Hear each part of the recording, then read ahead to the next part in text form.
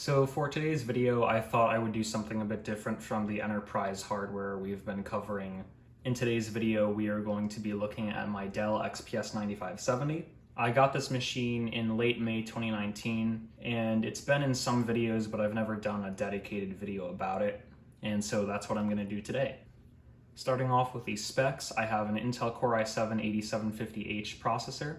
It's actually the same processor in the 2018 MacBook Pro I had. It also has a NVIDIA GeForce GTX 1050 Ti, that's the Max-Q variant, 16 gigs of DDR4 and a 512 gig SSD. On the left side we have our charge jack, a USB 3 Type A jack, our HDMI port, a Thunderbolt 3 port, and a headphone out port. The Thunderbolt 3 has seen its use on my setup here with the MacBook Pro and the OWC dock, sorry for the washed out camera. On the right side we have our Kensington lock, our battery indicator, another full-size USB 3 Type A, and a full-size SD card slot. The laptop has a 1920 by 1080 display, and that is slightly smaller than the one on the MacBook Pro with its 1920 by 1200 scaled resolution. But I run the MacBook Pro at 1680 by 1050 anyway, because 1920 by 1200 on a 15-inch display is a little bit too small for me. The keyboard and trackpad are some of the nicer ones I've used on Windows laptops. Obviously it's nowhere near a MacBook, but it is nice and smooth compared to some of the rough and almost sticky feeling ones I've used before. And usually the clicks register. Sometimes that doesn't happen, but that's kind of to be expected. And the keyboard is really nice to type on. Again, it's not as good as the MacBook Pro, and I actually like the butterfly design on the MacBook Pro because I type really fast on it. But this keyboard is still really nice to type on. I type decently fast with minimal errors on it, and it has a nice backlight. One weird thing about the backlight and also the screen brightness control is in Windows, you can't really change it. I'm not sure if that's just my machine or every one of these has that issue.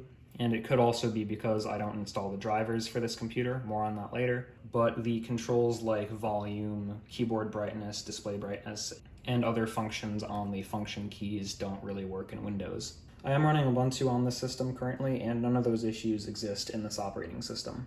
I should also mention the power button on this model is a fingerprint reader as well. So with the hardware tour out of the way, I guess we can get into the kind of story of this machine. I got it in late May 2019, and I had the MacBook Pro 2018 before that, but I decided the MacBook Pro really didn't suit my needs for Linux and packet tracer abilities. By that I mean the T2 in the MacBook Pro wouldn't let me run anything but Mac OS or Windows, so Linux was out of the question.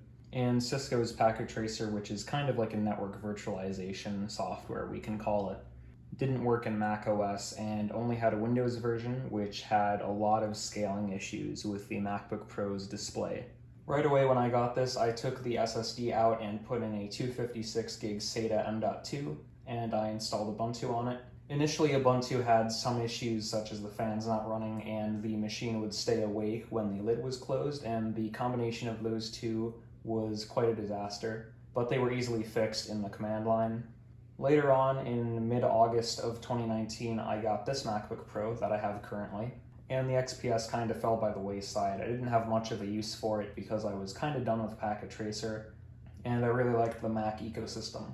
So after sitting for a little while, I put the 512 gig SSD back in this machine, and I let my friend Colin take it to California. I'll put a link to his channel in the description. But his MacBook Pro was actually one of the models the TSA banned on airlines because of battery issues. His battery is actually in pretty bad shape, but Apple won't replace it. But when that happened, like I said, I put the 512 gig SSD back in the machine, put Windows 10 on it, and let him take it to California. We kind of fell out of contact for a few months, but eventually I did get the machine back, and upon getting it back, I put a fresh install of Windows 10 on it. But I had an issue where after installing the drivers, it would blue screen, and I'm going to chalk that up to just being a typical issue with Windows laptops. Another issue I had was the Wi-Fi stopped working, and when running Ubuntu, I don't have that issue. Currently, as you can see, I have Ubuntu on it. It's running on the 512 gig SSD still. And if I eventually build a more powerful desktop rig, I'll probably take the SSD out of here and use it as the boot drive in the desktop rig. But it's just kind of a machine that I keep around to test stuff on because it's a nice processor, video card, has a lot of RAM, has a nice SSD, and it's just a great machine to play with. Like I touched on earlier, I am thinking about building a much more powerful desktop rig, and I'll probably be running Linux on that. I doubt I'll run Windows, and I doubt I'll run Mac OS because it's going to be a Ryzen or Threadripper system. And when I do switch to Linux, the XPS will be my main laptop. I think that's really all I have to say about this machine. The next couple of videos you're going to see are going to be similar to this one in that I'm going to be talking about machines I've had for a while but never covered on the channel, and I look forward to making videos about those computers. Thanks for watching this video. If you liked it, please leave a like and consider subscribing if you want to see more. I also have social media. Go ahead and follow if you want to see incremental updates to my projects. I'll leave links to those in the description. Please consider donating via PayPal and Patreon. I also have an Amazon wishlist in the description. Any amount is greatly appreciated, and once again, thank you for watching. I hope you enjoyed, and I will see you in the next video.